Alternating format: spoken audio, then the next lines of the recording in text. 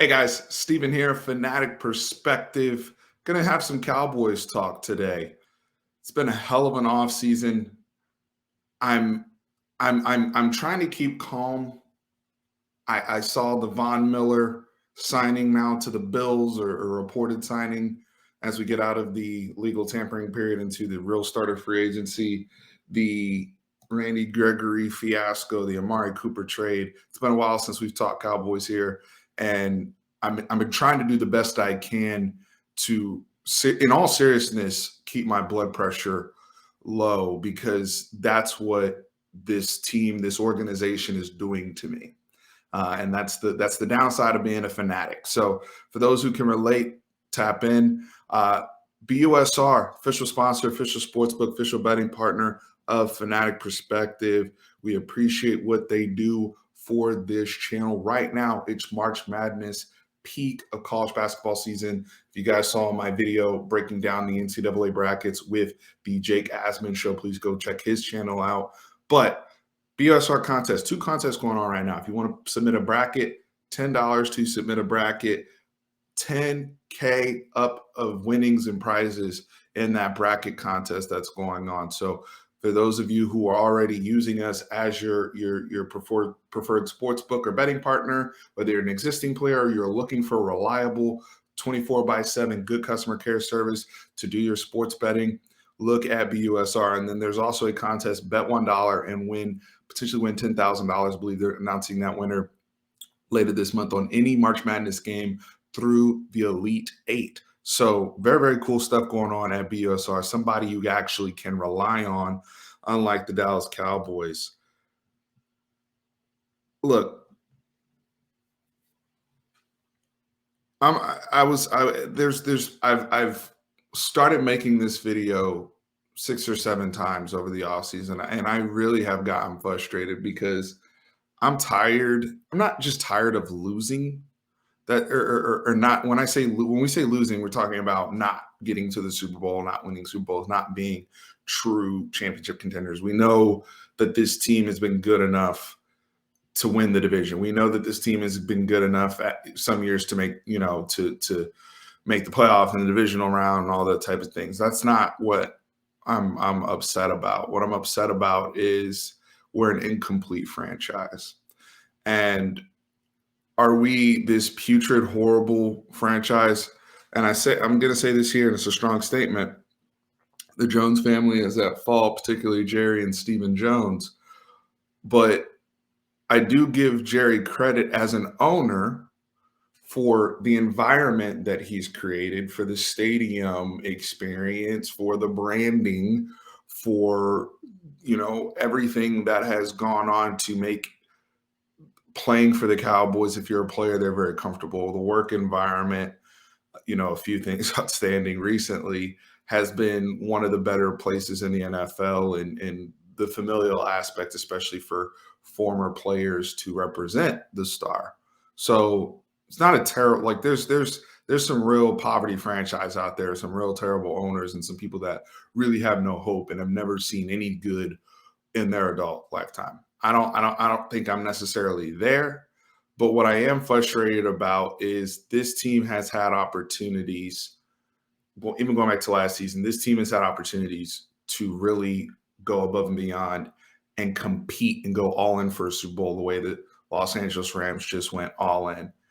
And we're too concerned about cap. We're too concerned about doing business with people we like. Colin Cowherd is often referred to the Cowboys as a family business to a fault. And I completely agree with him. If you look at the way that we do business with the people that we've drafted and have come around for us, we do have a different sense of loyalty to those players than we do to people that we've either traded for or signed, which is even rare because we all know we don't pursue free agents during the season. We don't pursue people that get bought out of contracts, or the OBJs that hit the market, or the Von Millers that hit the market last year. And we know we're never big players in free agency in the offseason. In credit to ownership, they have an extremely strong scouting department, and they've done a good job. Shout out to Will McClay of drafting And not just drafting, but the Cowboys have gotten lucky. Okay. Because if not for, we're talking about the last 26 years. And we know what this team was up the first 6, 7 years of that. So if we're talking about the Drew Henson, Quincy Carter, Vinny Testaverde, Randall Cunningham when he was 78 years old, Clint Stoner. We're talking about those days, right? Ryan Leaf. People forget who started at quarterback. What was the brother's name that wore number 2? Anthony, I think he was from like South Carolina. Like we started a whole bunch of different dudes out there. And Tony Romo comes along, undrafted free agent. You get good quarterback play, which elevates your franchise. You get a 3rd round pick that pops in Jason Witten. You get another undrafted guy that pops in Miles Austin. They sign Terrell Owens, and he's productive. He's leading the league in touchdowns. He gets into it. We get rid of him. Des Bryant, probably the only one that we've actually drafted in-house that we stuck with for a while up through the Dak Prescott era, and we did get rid of him. And now Amari Cooper, we've gotten rid of him. And shout out to Okoye Media for pointing this out the other day. I mean, he actually brought this to my attention in his video assessing the situation, because we've got to start looking deeper. We can't keep going back to the same things. This offseason started with Mike McCarthy literally being made a joke on the Rich Eisen show. And just whether it's Dan Quinn, who I want Dan Quinn back. I'm glad we have Dan Quinn back. But we all know what's hanging over his head between Dan Quinn and Sean Payton, who has left the New Orleans Saints. You have another lame duck Wade Phillips type situation. It's Wade Phillips and Jason Garrett all over again. Kellen Moore is here on board. We know how much they like him. That's the problem. They like people. They don't do business like a real front office. A real front office, you're held accountable for your own job. If you have the same issues over and over again, or you never go all in, or you never push, pass or get over the hump, eventually you're relieved of your duties. But when you're a family business, who's ever getting relieved of their duties? Not Jerry, not Steven. The people at the top, the people negotiating, the people making decisions about the roster. When you listen to people like Cole Beasley, who left this organization, talking about how targets are dictated, they're surviving on their scouting, and they're surviving on the fact that they hit on an undrafted quarterback in Tony Romo. They're surviving on the fact that they hit on a 4th round pick in Dak Prescott. That's why I don't turn around. Yeah, in the season and during games, we have to audit these players and hold them accountable real time. But in the grand scheme of things, Dak Prescott's not the reason why we're not winning. I don't think Mike McCarthy's the reason why we're not winning. I think it's the organization as a whole. None of these people have been around for 26 years. You want to point to the Ezekiel Elliott contract? They like Zeke. Even though Zeke went about everything in the most wrong way possible, he still got taken care of because they like Zeke. But once Amari Cooper bucked against it, didn't get vaccinated, was going to Mavericks games, wasn't involved in things, Amari Cooper, see you later. You want to sit up here and tell me it's about the money when we was traded for a 5th round pick? And with his production and his age, considering you gave up a 1st round pick in 2019 to acquire him, so that's only 2-3 years after the fact. It's insane how we've done business. It's insane. The Randy Gregory situation, them adding language and cutting corners. We hear today Demarcus Lawrence is on a podcast with Brian McFadden and Patrick Peterson talking about the negotiations and them basically lowballing him and offering him a 1-year, $10 million deal or extension or whatever. And he has to negotiate up to $30 million guaranteed and really taking care of himself. That's the way that they And he goes, well, I said this with Steven, but then I took it to then Steven takes it to Jerry, and Jerry's like, oh, we gotta pay him for loyalty. I believe two things. I believe that definitely happened, and I believe there's a good cop, bad cop type of tactic and negotiation of how they do things, especially with the people that they like. If not, you got to take something quote unquote team friendly, and good luck to you. But the issue that I'm having trouble with is a lot of these players share agents. A lot of these players are friends with other players. So when you're out here pursuing people and you may not have the highest offer, what puts you over the top is, how competitive your team is, your environment, your culture, and ultimately, am I going to be respected? Am I going to be treated right? And so when you have people that feel like they're getting consistently screwed over from a negotiating standpoint and not being paid what their value is, as Tank Lawrence astutely pointed out, I wasn't given the money, I earned the money. And that's and not all players can say that. Not all players can say that. But you want to have a good rapport and culture. There's a reason why the same teams keep getting these players at crunch time or in the middle of the season over and over again, and people want to do business with them and continue to push forward. The Cowboys right now, I believe, are sitting at with $26 million of cap room, which is well into the top 10 of the league again. So whoop-de-doo, by moving Amari Cooper, by not getting the Randy Gregory deal done, we got all this cap space. For what? For what? What do we got all this cap space for? So we can turn around and sign some guys who were injured last year and see if they can turn around. And we've had some success. Jaron Curse, I hope he gets taken care of. They took care of Malik Hooker. Great. Noah Brown, Dalton Schultz is franchised. It's interesting too because we blame all the wrong people. We always have as fans. I mean, granted, we don't see Jerry Jones out there trying to make tackles and Stephen Jones out there trying to throw a pass. It's all justified, but I'm getting old enough to the point where I'm hearing the same recurring things that are said about players.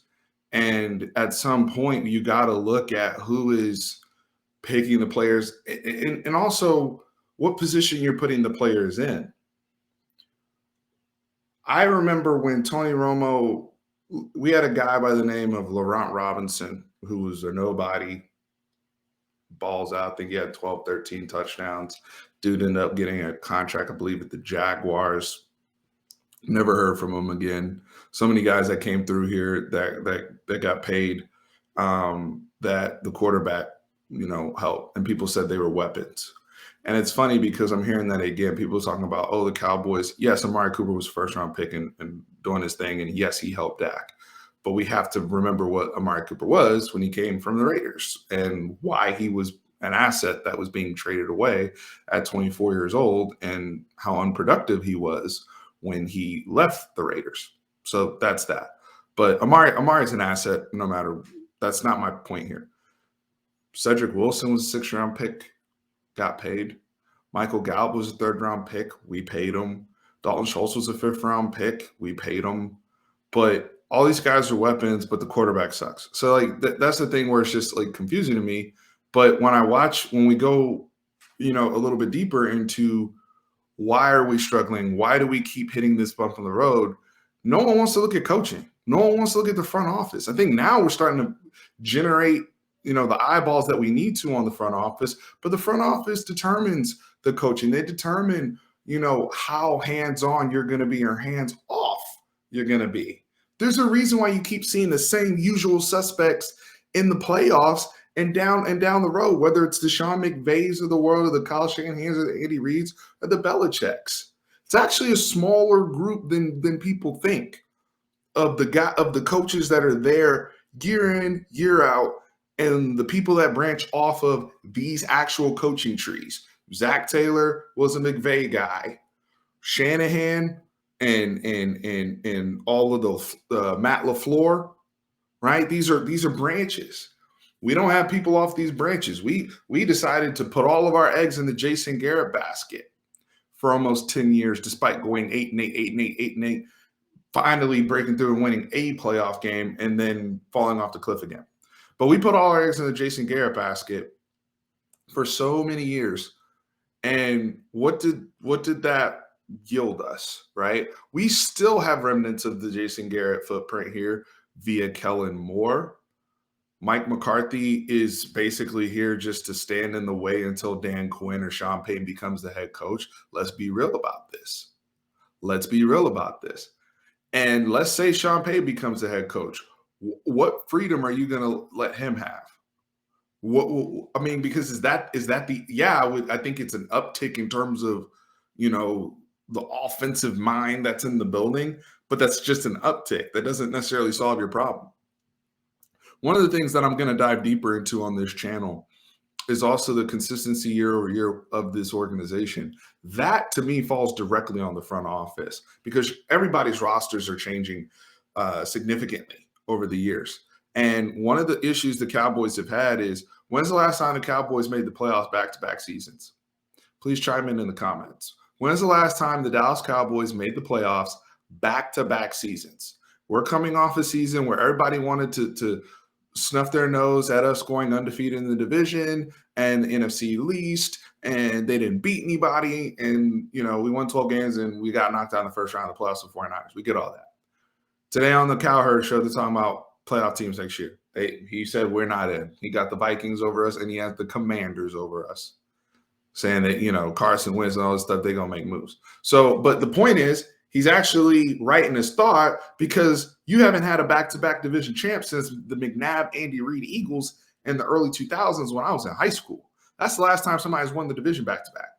So you haven't even established a consistency in your own footprint of giving yourself enough at-bats to finally break through. One of the reasons why we get so frustrated with all of these playoff games, or I say all these playoff games, but when we lose a playoff game, when we lose to the 49ers, or when we lose to the Rams a few years ago, one of the biggest reasons why we get so frustrated is because we have so few of these games.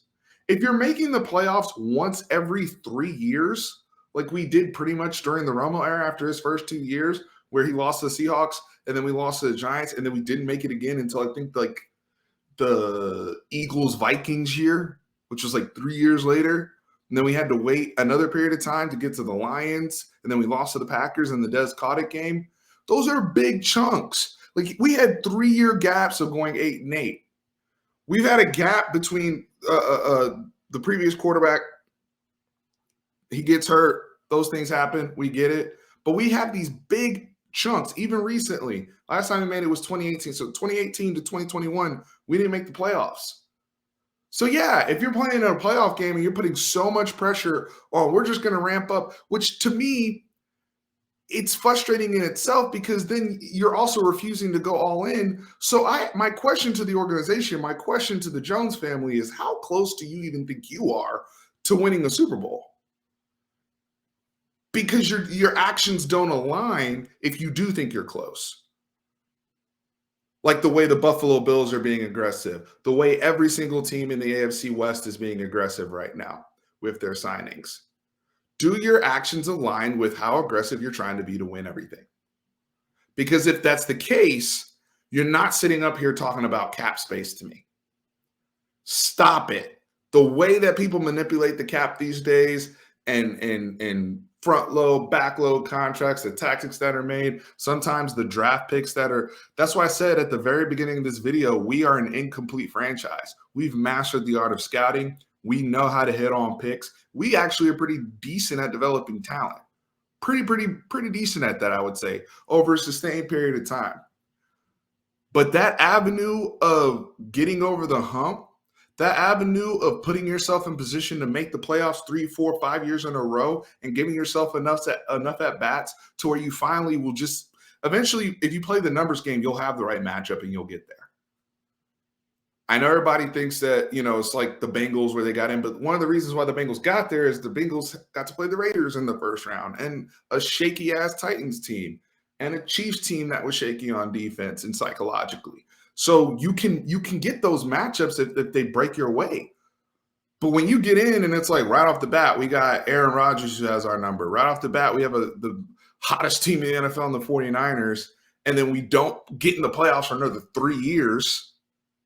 It's one thing if you're losing in the playoffs in the first round every year, like you're getting there every year and you're losing. That's not even the case. I'm going to say it again before I conclude this video. When is the last time the Cowboys made the playoffs back-to-back seasons? Please tell me in the comments. This family for 26 years has run this organization and led people to believe that we're well run because of luck of certain picks and certain players that have hit. But anybody else, any other well-run organization where jobs are really on the line and there's true accountability, you have to get over the hump and you will do certain things. I'm not saying it's not an act of desperation. I'm not saying there's not a risk. There's a risk if you sign Von Miller. Shit, there was a risk to bring back Randy Gregory. But at some point, you got to take those chances to try to break through the same way. At the time, the Rams signing OBJ, was that not a risk? At the time, the Rams signing Von Miller, was that not a risk? The Buccaneers, what they did with Gronk and all those guys after they signed Tom Brady, signing Antonio Brown. I'm not saying we got to go out and get AB, but I'm saying at the time when they made those decisions, it was, we are trying to win this season. That's our mindset.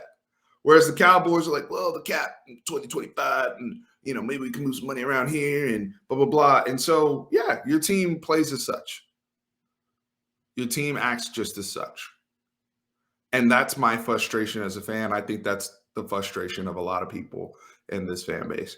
I'm going to have more of a roundtable approach to this because this is going to be an ongoing conversation. Hopefully, maybe we can go out and get like a Zadarius Smith. We really got to shore up that edge. I know a lot of people want Bobby Wagner. Shoot, I want Bobby Wagner. That's dope. But middle line, we got to understand priority of positions, how deep this draft is at that inside linebacker position. We got some guys that are candidates and things we can do there. The edge is critical. The edge is critical. And the last thing I want to do is strip away the positionless, free-flowing aspect that makes our defense special, Micah Parsons, because we have to pigeonhole him there. That's what I'm trying to avoid. But this organization has $26 million sitting on in cap space right now, and they think that's something to be proud of. So, now let me know in the comments how you feel. Hit up busr.com/fanatic. And make sure you subscribe to the video. If you feel in my passion, if you're a true Cowboys fan, you're frustrated, you're a hater, follow. But busr.com/fanatic, $10,000 bracket contest, $10 to enter per bracket, and bet $1 for a chance to win 10 grand on BUSR, betting on any March Madness game through the Elite Eight. I appreciate you guys so very much. We'll be back with more. Peace.